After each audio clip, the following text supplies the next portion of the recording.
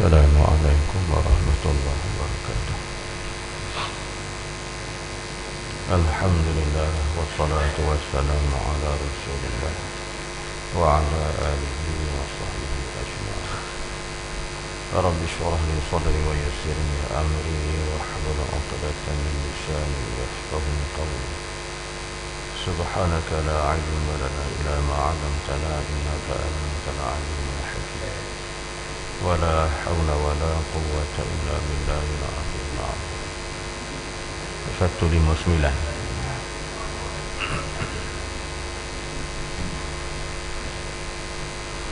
Empat nasihat bagi kehidupan di akhirat. Diriwayatkan bahawa Rasulullah sallallahu alaihi wasallam pernah bersabda kepada Abu Dzar Al-Ghifari, Ya Aba Dzar, jaddis safinah fa innal bahra 'amiqun wa khudhiz zada kamilan fa innas safara ba'idun wa khaffifil himla fa innal 'aqabah kasudun wa khlisil 'amal fa innan naqida basir. Wahai Abu Dzar, perbaharuilah perahumu kerana lautan amat dalam. Ambillah bekalan yang banyak kerana perjalanan amat jauh. Kurangkanlah bebanmu kerana jalan amat berliku. Fa inna qida basir, ikhlaslah beramal kerana yang menilai baik dan buruk adalah Zat yang Maha melihat.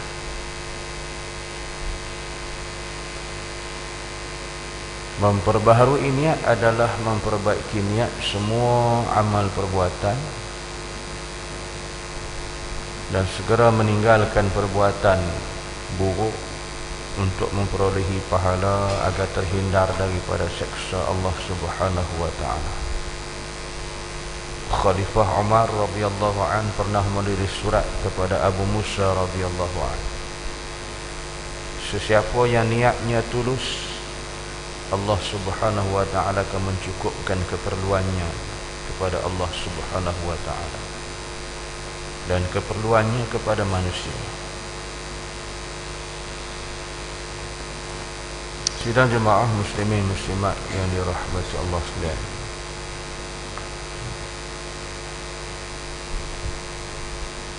dikisahkan riwayat yang pernah Nabi menyatakan kepada seorang sahabat yang qarib, yang paling dekat dengan Rasulullah,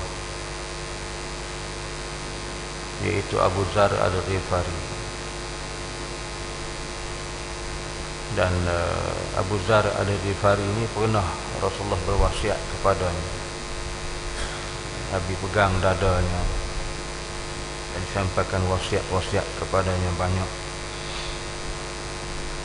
Jadi di antara riwayat ini menyatakan bahawa dalam sabdaan Rasulullah kepada Abu Dzar, disuruh ataupun diseru kepada Abu Dzar bahawasanya ada 4 perkara, iaitu perbaharuilah perahumu kerana lautan amat dalam. Ambillah bekalan yang banyak kerana perjalanan amat jauh. Kurangkanlah bebanmu kerana jalan amat berliku.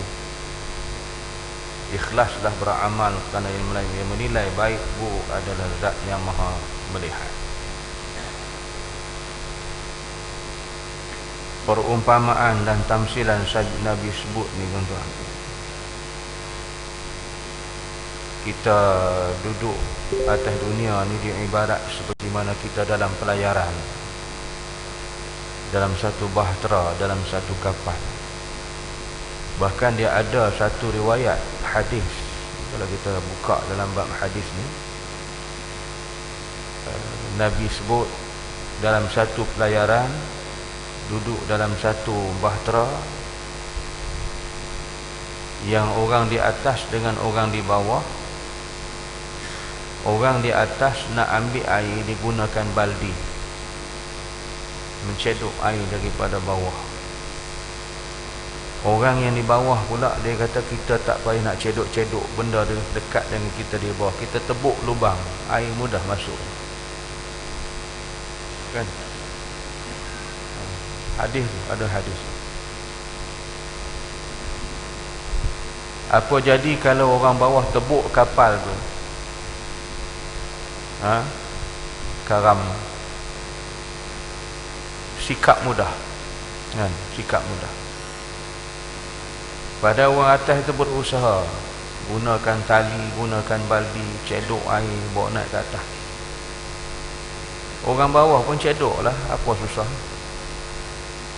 Dia lagi dekat, tak payah pakai tali. Mungkin tali pun kalau pakai tali yang pendek, tak, dia ambil sikap, dia tak payah.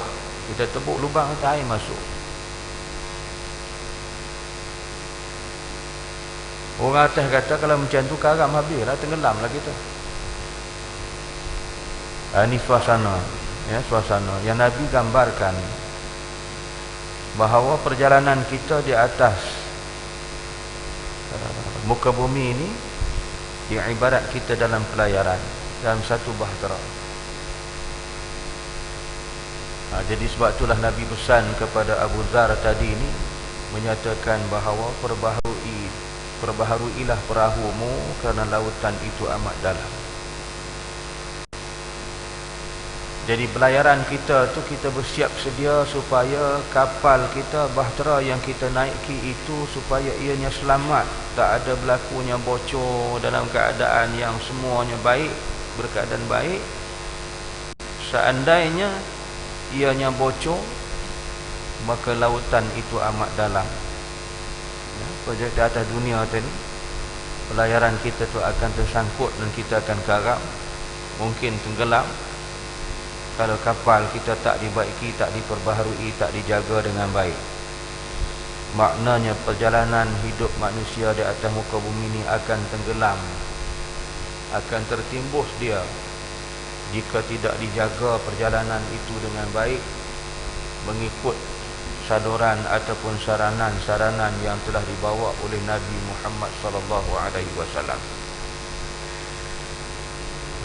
Jadi sebab itulah kata Tuan Syekh ini, memperbaharui niat adalah memperbaiki niat semua amal perbuatan dan segera meninggalkan perbuatan-perbuatan yang buruk untuk mendapat pahala agar terhindar daripada seksa Allah Subhanahu wa taala. Itu kata pelayaran kita tadi. Ubahlah di segi perangai kita, sikap kita, perbuatan kita, niat kita. Menjadilah kita hamba Allah, orang yang mukmin, yang mukminah, yang sejati. Kita bahari makin bertambah, dari hari ke minggu, minggu ke bulan, bulan ke tahun. Bukan makin muda belia, makin tua bangka. Daripada kulit tegang elok, licin, bakkan telur, kulit telur dah berubah, merangkak-rangkak menjadi nak 5 purut, bahkan jadi 5 purut. Tahu? Di situlah kita dapat mencerminkan satu sunnatullah yang Allah lakukan kepada kita manusia. Dan jangan disangkakan pula bahawasanya kita ni pula mungkin yang muda belia, tangkas, segak, kita tak akan mati. Ini satu kesilapan. Dia kata kita muda lagi, tenaga kuat lagi, tak mati lagi.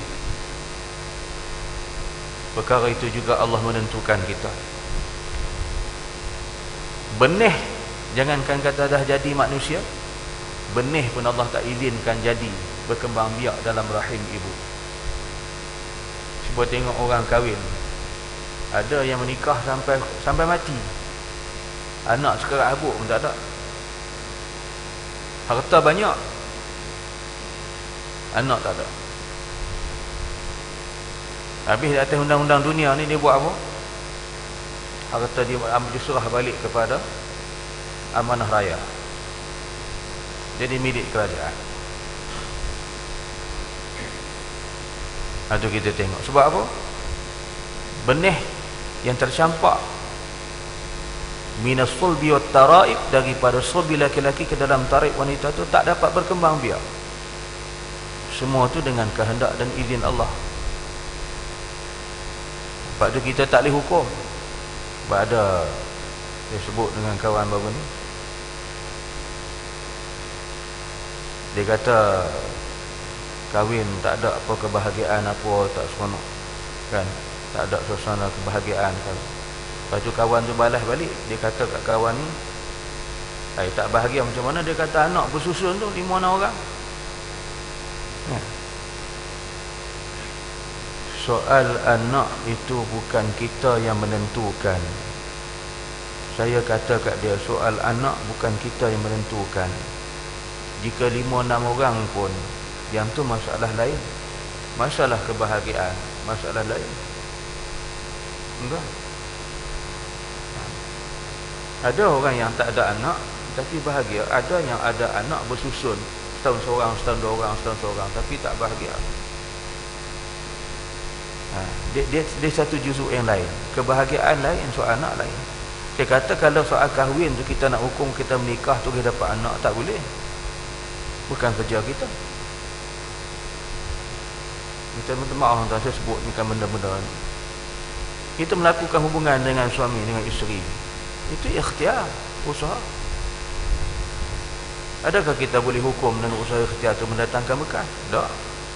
Dalam kitab Risalah Tauhid, kata Abu Hasan Asy'ari, Abu Mansur Al-Maturidi, usaha dan ikhtiar telah boleh memberikan berkah. Allah.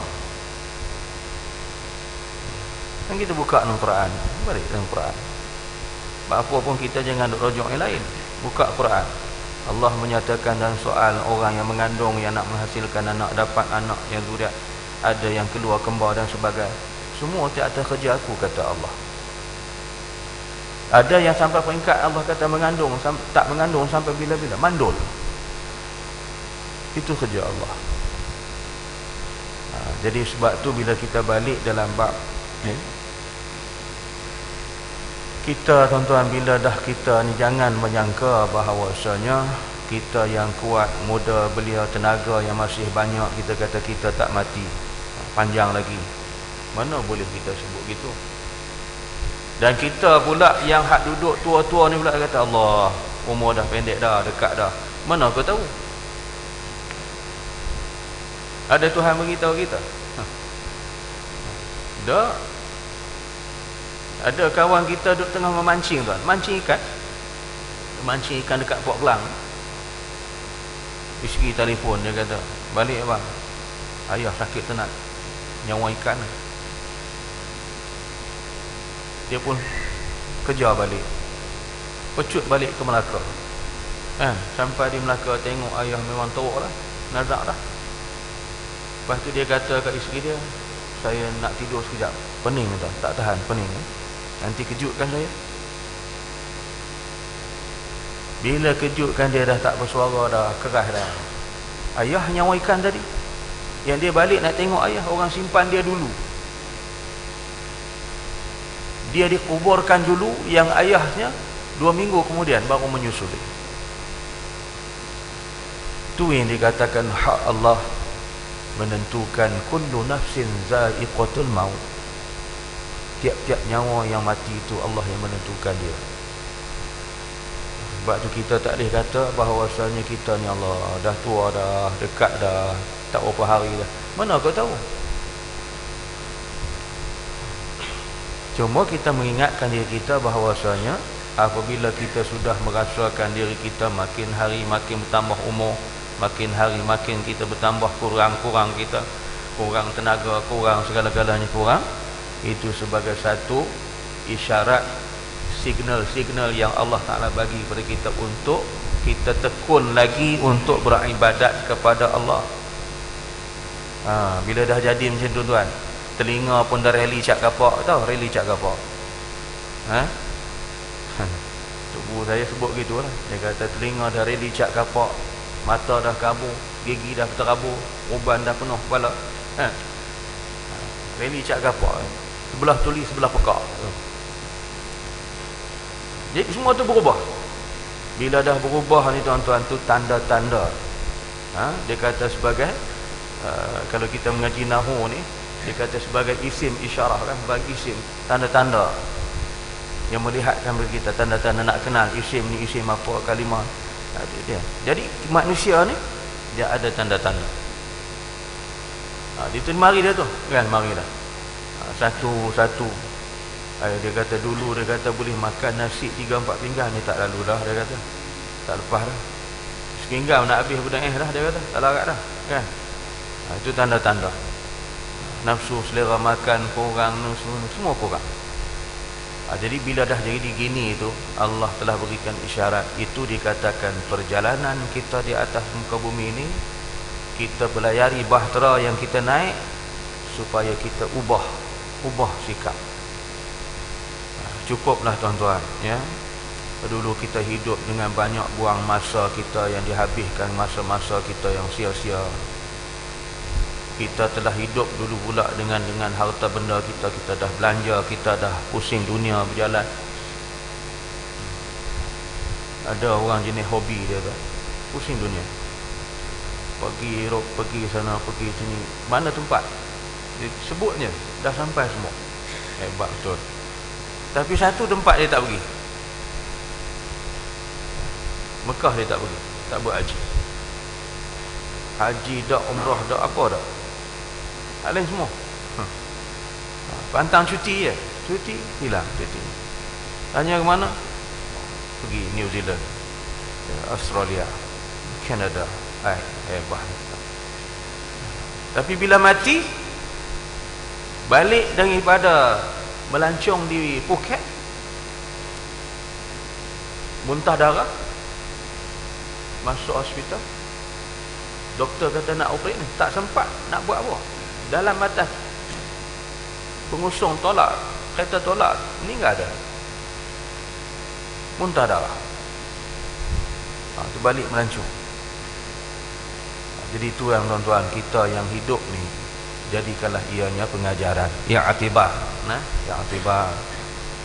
Setiap perubahan yang Allah lakukan kepada kita, itu tanda-tanda. Yang kita ni kena mengambil satu daya usaha yang bersungguh-sungguh, cari jalan macam mana nak menambahkan supaya amal ibadat kita diganjari pahala oleh Allah Subhanahu wa taala.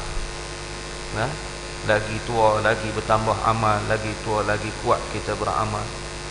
Dan doa kepada Allah selalu supaya kita diberi kesihatan yang baik, ingatan yang baik, jangan jadi nyanyuk. Boleh kita beribadat.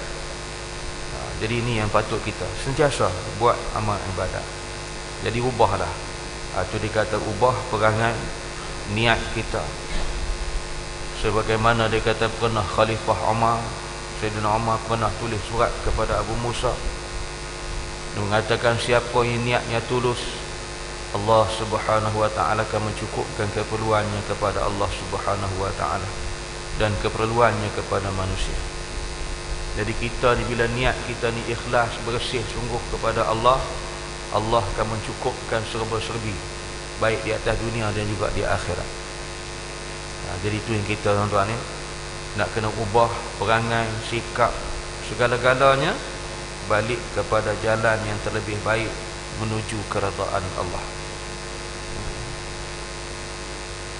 Salim bin Abdullah bin Umar bin Al-Khattab juga pernah menulis surat kepada Khalifah Umar Abdul Aziz.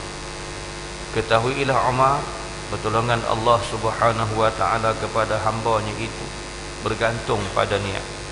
Jika niat hamba itu tulus, sempurnalah pertolongan Allah. Namun jika niat hamba itu tidak tulus, pertolongan Allah Subhanahu wa taala kepadanya juga adalah sekadar nama niat. Sekadar mana niatnya. Ini seorang lagi ya, Salim bin Abdullah bin Umar Al-Khattab. yang juga pernah menulis surat kepada Khalifah Umar Abdul Aziz, seorang khalifah yang terkenal kewarakannya, kesalehannya.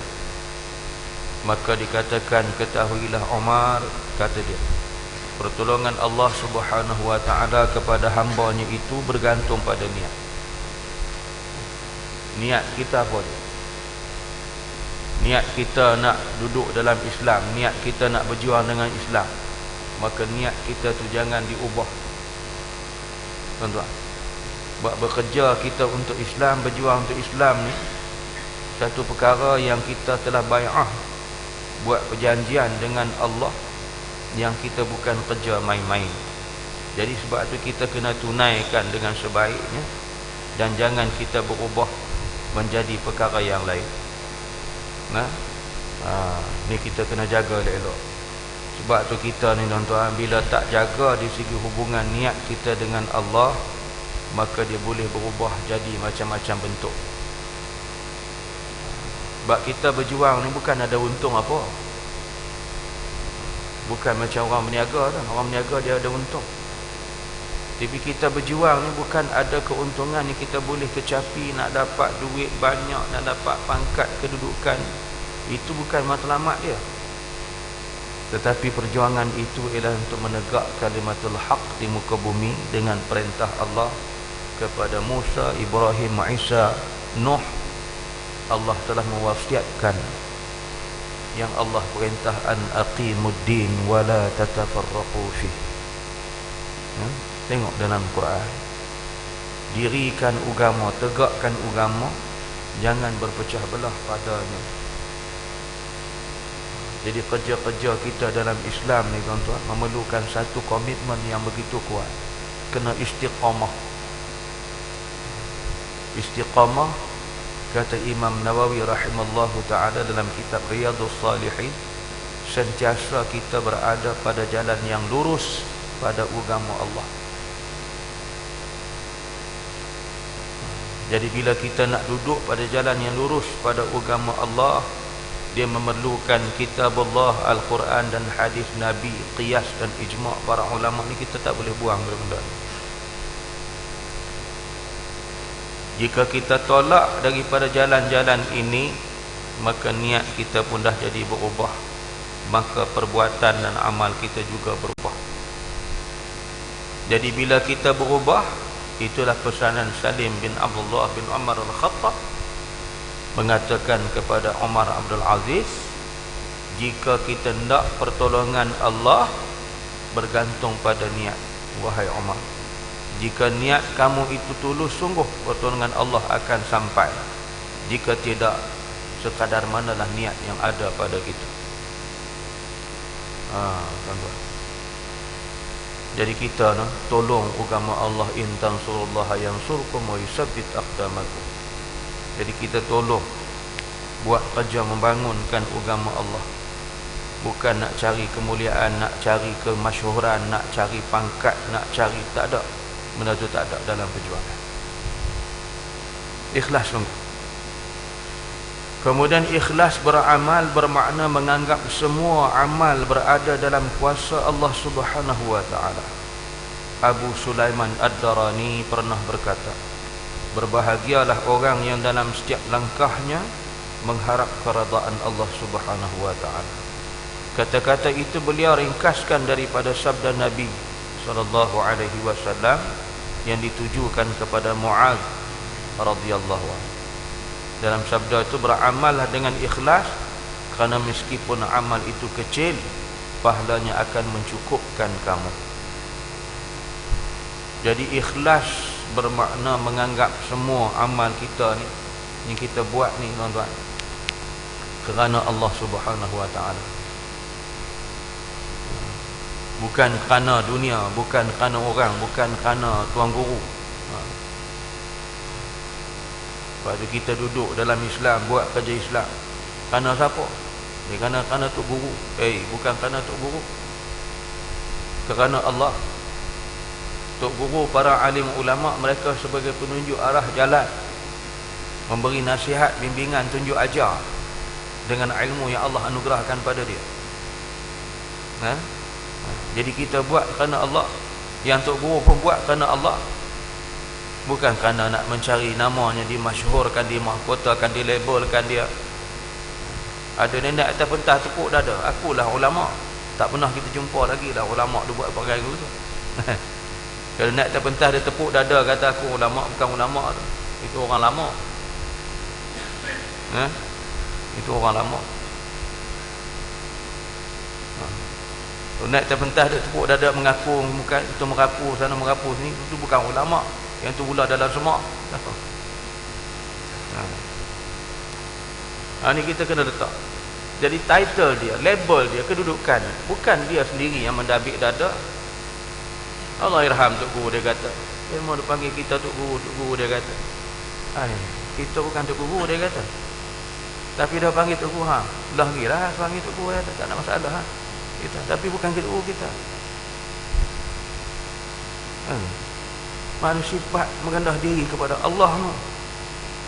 Kita ni hamba buat kerja membangunkan agama Allah. Jadi itu kita niat betul-betul, letak ikhlas sungguh. Ni kita dah baca dari awal-awal dalam kitab Tanbihul Ghafilin.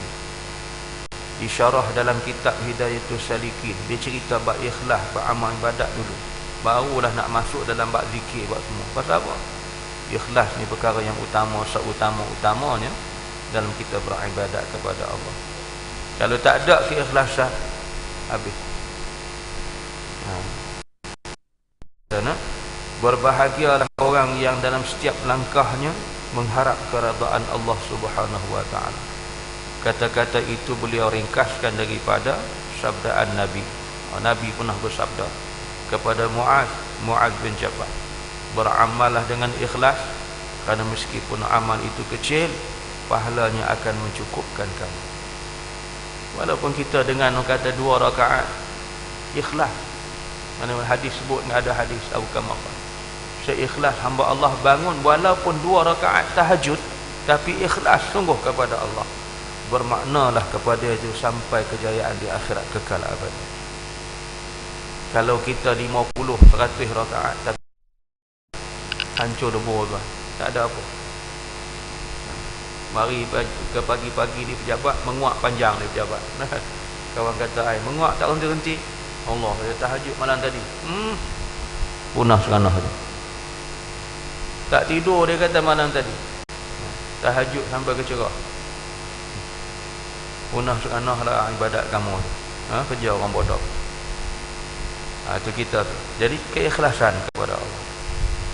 Jadi kata-kata itulah Nabi sebut, dia kata dalam sabdaan disebut kepada Muaz, ya, walaupun kecil tapi Allah mencukupkan pahala untuk kamu. Dan berkatalah seorang penyair, dikata manusia wajib bertaubat, tetapi meninggalkan dosa lebih wajib. Sabar menghadapi musibah itu berat, tetapi lebih berat lagi jika kehilangan pahala sabar. Perubahan zaman itu perkara yang menakjubkan, tetapi kelalaian manusia jauh lebih mengherankan. Setiap harapan kadang-kala ada terasa dekat, tapi kematian itu jauh lebih dekat. Ini kata seorang pujangga penyair. Orang dulu dia bersyair, tapi syair dia ada kemanfaatan, tuan. Bukan syair macam orang Melayu ni. Orang Melayu syair dia lain. Jadi syair dia membawa kepada kata-kata yang memberikan nasihat. Cuba kita renung elok-elok, ya. Wajib manusia bertaubat, tapi meninggalkan dosa lebih wajib. Apa maknanya kalau kita bertaubat, kerja jahat kita tak tinggal, dosa dia buat juga tak jadi. Orang yang bertaubat bermakna dia meninggalkan pekerjaan yang mendatangkan dosa, barulah dia terima taubat dia. Barulah kata taubat itu taubat yang sebenar. Sabar menghadapi musibah itu berat, tapi lebih berat lagi jika kehilangan pahala sabar. Kita kata sabar menghadapi ujian Allah, tapi kalau hilang hak pahala sabar, dalam kita sabar-sabar ni kita bunyi juga, bunyi juga duk sebut gitu ginilah apalah macam ni, mana kita tak sabar. Orang sabar ni duk diam, tak kata apa dah, redha benda tu berlaku dengan kehendak Allah Subhanahu Wa Taala. Ni kita kata sabar, dalam sabar tu duk bunyi, Contoh macam kita sakit lah, penyakit Allah bagi. Dia kata kena sabar, Allah uji kita penyakit. Tapi duk bunyi juga, Allah kata, makan ubat banyak dah, tak hilang-hilang juga, dia kata. Habis duit banyak dah, dia kata. Tak hilang juga penyakit. Ubat bukan hilang penyakit, Allah yang bagi hilang penyakit. Ubat je sebagai alatnya, wasilah. Kita makan, mana boleh ubat tu hilang penyakit? Tak ada. Yang hilang penyakit Allah. Jadi kita berusaha, sampai ketikanya dengan orang kata bertemu jodohnya, sembuh dengan izin Allah. Jumpa pakar ni kan tak jadi tak. Tiba-tiba balik tepi rumahnya, kata mak Allah bagi kat dia, dia kata cuba minum ni air kan. Dia kata air apa? Air akar kayu je, ya kan. Contohlah, dia pun ambil air akar kayu ni minum dalam 2-3 bulan, Allah beri kesembuhan. Puas cari pakar, jumpa pakar. Itu kita kan, Allah bertemu jodoh. Sebab itu dalam bab ubat mengubat ini, kita buka dalam hadis, Nabi kata tiap-tiap penyakit itu ada ubatnya, kecuali penyakit tua dan mati. Tak ada ubat. Makna kita tak boleh putus asa cari usaha. Yang kita usaha tu ikhtiar, tak boleh memberikan berkah. Ubat tu bukan menyembuhkan kita, Allah menyembuhkan kita. Dengan izin Allah sembuh. Dengan izin Allah tak sembuh juga, kita masuk dalam kubur. Orang bungkus kita simpan. Itu penyembuhan terakhir. Jadi kita kena terima itu hakikat. Dan perubahan zaman itu perkara yang menakjubkan, tapi kelalaian manusia jauh lebih mengherankan. Dunia ni berubah dari zaman ke zaman, tapi yang lebih mengherankan ialah kelalaian manusia. Manusia lalai dengan keadaan zaman, dengan perubahan, ikut arus, hanyut, tenggelam gitu. Itu yang jadi masalah. Patutnya kita ni, dunia berubah macam mana pun, kita tetap istiqamah di atas Islam, di atas kehendak dan hukum-hukum Islam, tetap macam tu. Jangan diikut zaman. Itu yang sampai kita hari ni ada di antara manusia kata kita kena ikut zaman, tak boleh ikut Quran. Allah, jahanam tu. Jahanam. Rosak akidah. Itu dia kata Quran pun kena ikut zaman juga. La ilaha illallah. Ni rosak dah. Jahanam dah akidah manusia ni. Quran sesuai sampai kiamat, sampai dunia ni hancur lebur, tetap Al-Quran sesuai bila-bila. Ni kan ada orang sebut kan, orang gila dunia, dia kata Quran tu zaman Nabi, zaman unta. Ni zaman kita zaman sains, zaman maju, zaman IT, zaman apa lagi, zaman parabola kita. Mana sama dengan dulu? Quran tak boleh sama. Tu dia. Itulah manusia yang telah pun rosak akidahnya kepada Allah Subhanahu wa taala. Jangan jadi gitu, wal a'yadu billah. Dan diriwayatkan daripada Anas radhiyallahu an, satu hari Rasulullah sallallahu alaihi wasallam pergi keluar rumah sambil memegang tangan Abu Zar.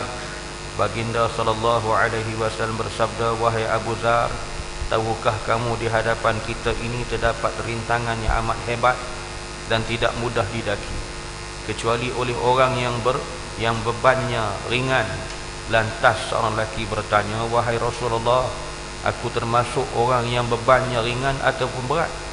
Baginda bertanya kembali, "Adakah kamu mempunyai makanan untuk sehari-hari?" Lelaki itu menjawab, "Ya Rasulullah."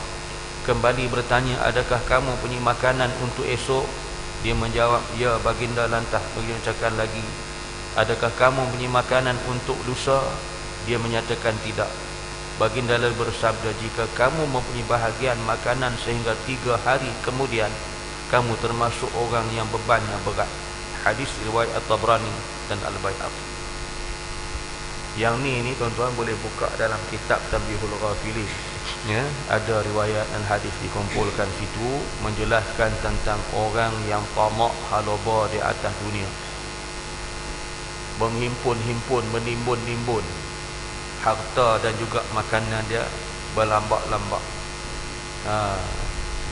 Tambah lagi pula dia menghimpun dan menunggu saat-saat harga yang barang tu tiada, maka memerlukan oleh orang ramai, harganya melambung tinggi. Orang panggil apa ni? Al-ihtikar, ya. Al-ihtikar, menghimpun ke harta, menunggu-nunggu dia. Jadi bila harta tu melimpun-limpun, barang tu dihimpun banyak, sampai ke peringkat barang tu tak ada, orang pakat cari, harga melambung. Masa tu dia keluar, dia jual, nak kaut keuntungan. Ini dilarang dalam Islam. Dan kan Nabi sebut ni 3 hari pun simpan makan pun kita dikira beban, kan? Tapi kita kok mana pun, tuan-tuan, ini perkara yang kita kena ambil peringatan. Jangan jadi kita manusia yang tamak harta, menimbun-nimbun, menghimpunkan harta. Jadi sekadar keperluan asasi kita, sekadar keperluan kita mengikut keadaan semasa kita ni. Jadi zaman Rasulullah, mungkin pada masa ketika itu, dengan nilai nisbah duit, mata wang dengan harga barang sesuai untuk dalam 3 hari. Jadi kita tak menjadi kesalahan, bukan kita lawan Nabi, bukan kita lawan sunnah, tapi kesesuaian dengan keadaan kita pada hari ini. Jadi kita kadar-kadar itu, jangan melampaui sampai berlungguk-lungguk. Tak cukup bank dalam dunia, dalam Malaysia, sampai bank dunia kita syarat simpan. Takut diaudit oleh Malaysia, pergi simpan di luar negara, bank dunia tak kena audit.